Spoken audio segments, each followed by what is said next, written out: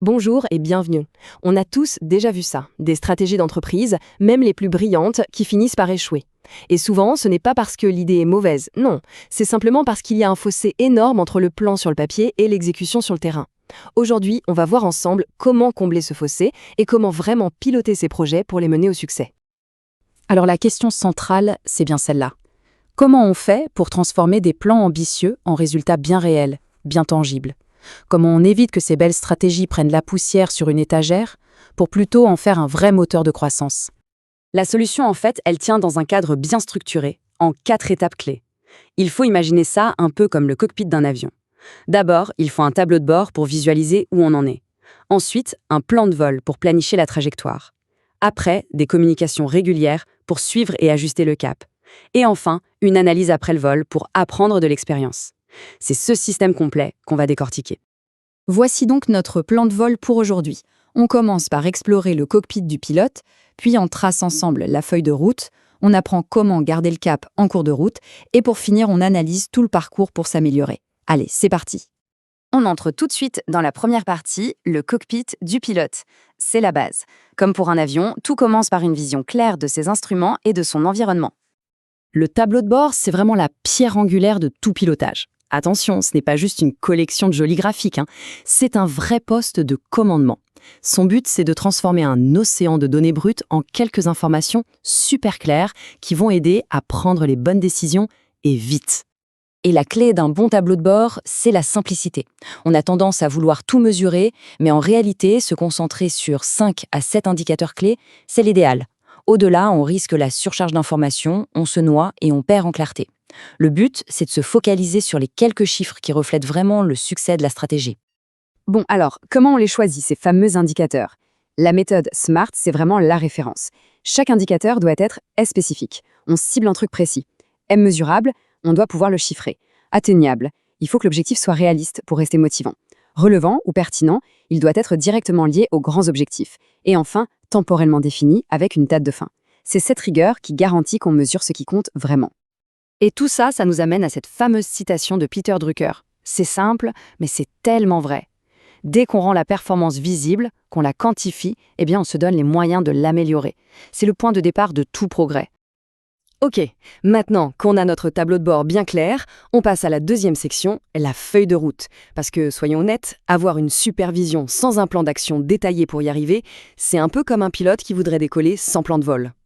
Un bon plan d'action, ça fonctionne en cascade. On part du haut, des grands axes stratégiques. Ensuite, on décline ça en objectifs SMART, ce qu'on a vu juste avant.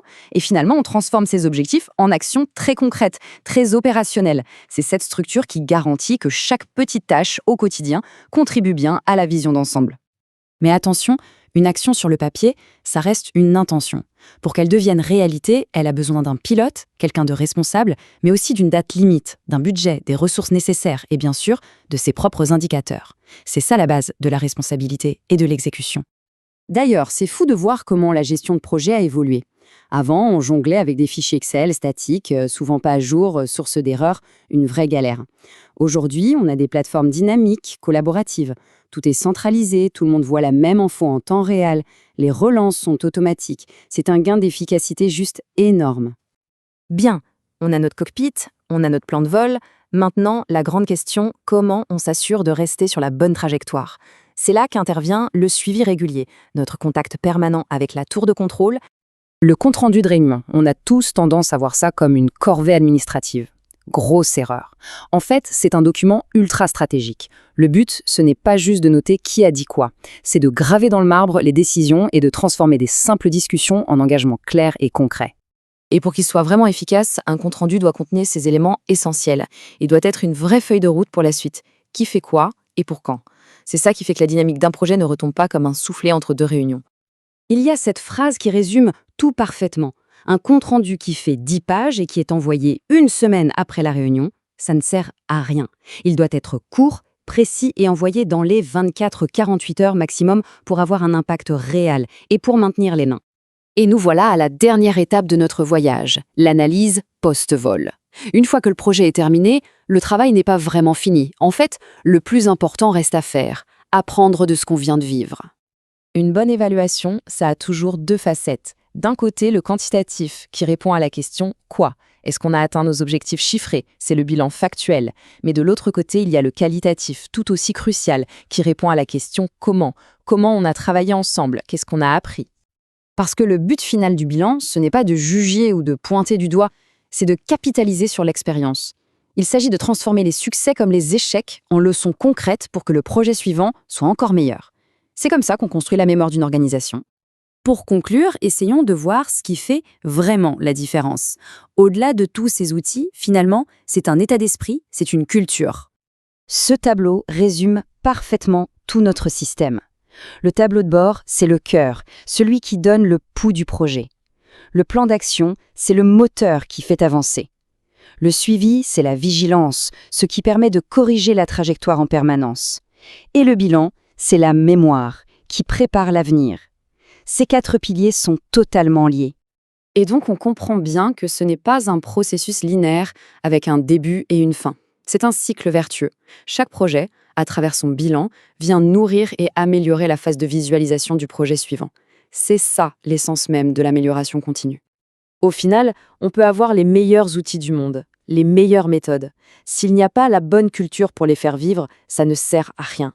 Le vrai défi, mais aussi la plus belle opportunité, c'est de bâtir une culture basée sur la transparence, la responsabilité et cette envie de toujours faire mieux. Et ça nous amène à la question finale, la plus importante peut-être. Au-delà des outils et des processus qu'on peut mettre en place, est-ce que la culture de l'organisation est vraiment prête à piloter la performance? La réponse à cette question, c'est sans doute la véritable clé du succès sur le long terme. Merci de m'avoir écouté.